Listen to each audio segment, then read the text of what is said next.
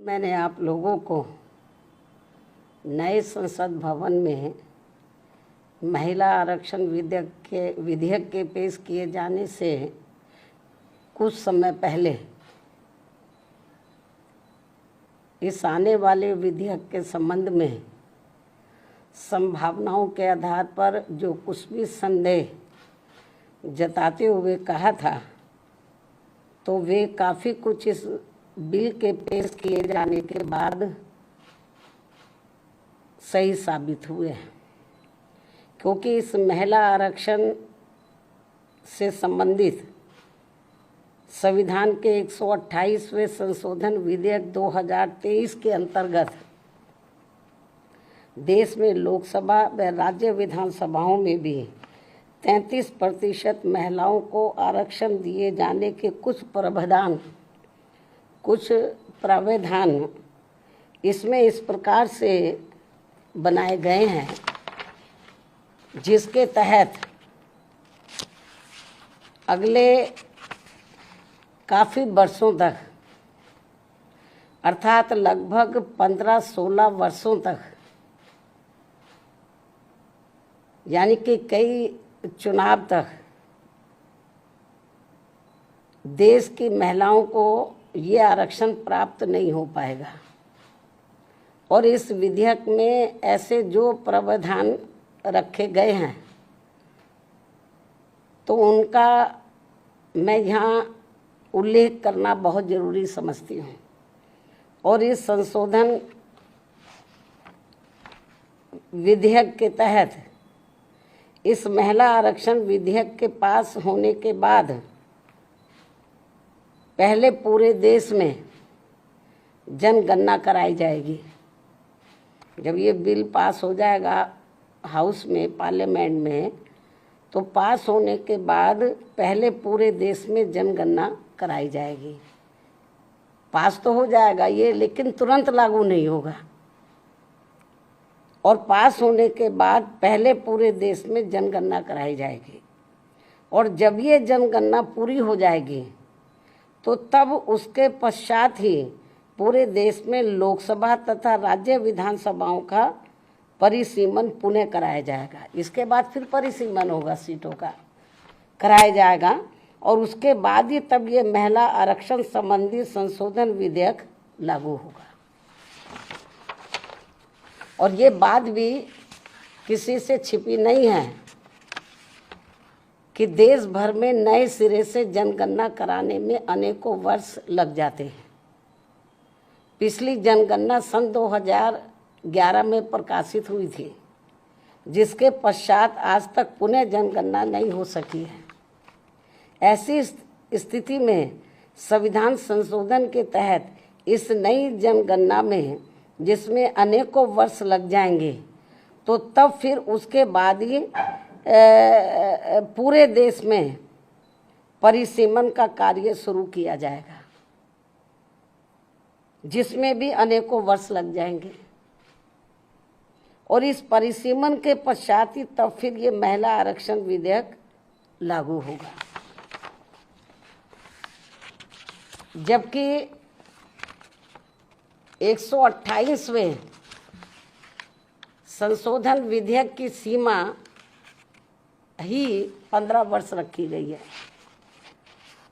इस प्रकार से ये स्पष्ट है कि ये संशोधन विधेयक वास्तव में महिलाओं को आरक्षण देने की साफ नीयत से नहीं लाया गया है, बल्कि आने वाली विधानसभाओं तथा लोकसभा के चुनावों में देश की भोली भाली महिलाओं को ये प्रलोभन देकर व उनकी आंखों में धूल झोंककर उनका वोट हासिल करने की नीयत से ही लाया गया है।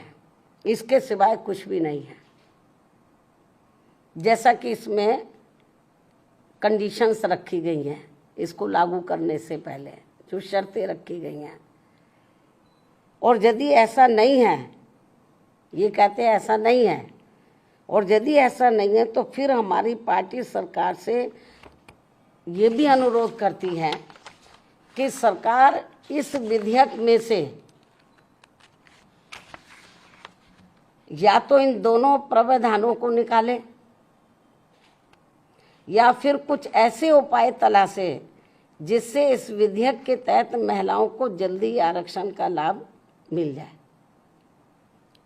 इसके साथ साथ यहाँ मैं इस बात की भी केंद्र सरकार से पुनः ये अपील करती हूँ कि 33% महिलाओं के आरक्षण के अंतर्गत SC ST को जो आरक्षण दिया जाए तो उसे वर्तमान में लागू आरक्षण के अतिरिक्त दिया जाए।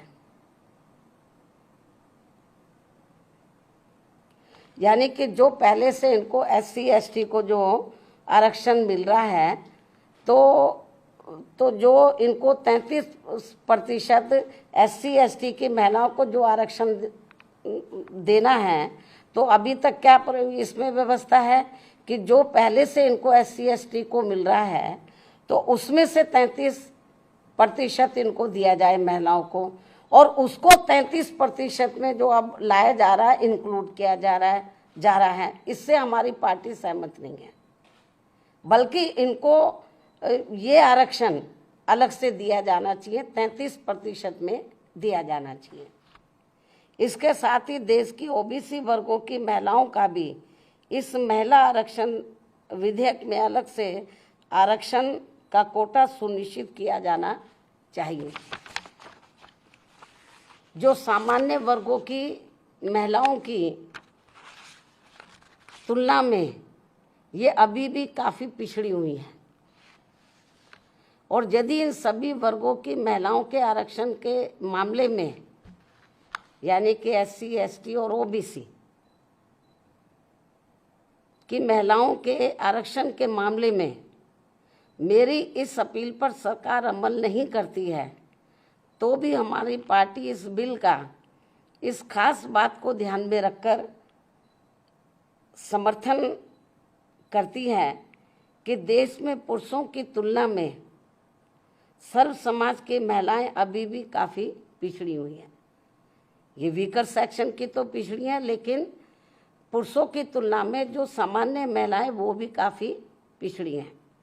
जबकि महिलाओं के मामले में वास्तव में सच्चाई तो ये है कि इन्हें अभी तक जो भी अधिकार मिले हैं, जनरली महिलाओं को जो भी अधिकार मिले हैं, तो वे अधिकांश हिंदू कोड बिल के तहत परम पूज्य बाबा साहब डॉक्टर भीमराव अंबेडकर के अथक प्रयासों से ही मिले, जिसे उस समय कांग्रेसी सरकार ने इसे पूरे तौर से पास नहीं होने दिया था, जिसे फिर बाद में टुकड़ों टुकड़ों में पास किया गया। इतना ही नहीं, बल्कि इन वर्गों की महिलाओं को अलग से आरक्षण दिए जाने के मामले में पूर्व में केंद्र की रही कांग्रेसी सरकार द्वारा लाए गए बिल में भी इसकी व्यवस्था नहीं की गई थी, जिसके कारण उस दौरान ये बिल पास नहीं हो सका था। लेकिन अपने राजनीतिक लाभ के लिए अब इस पार्टी के भी नेता, यानी कि कांग्रेस पार्टी के भी नेता, इन वर्गों की महिलाओं को अलग से आरक्षण दिए जाने की बात कर रहे हैं, वकालत कर रहे हैं।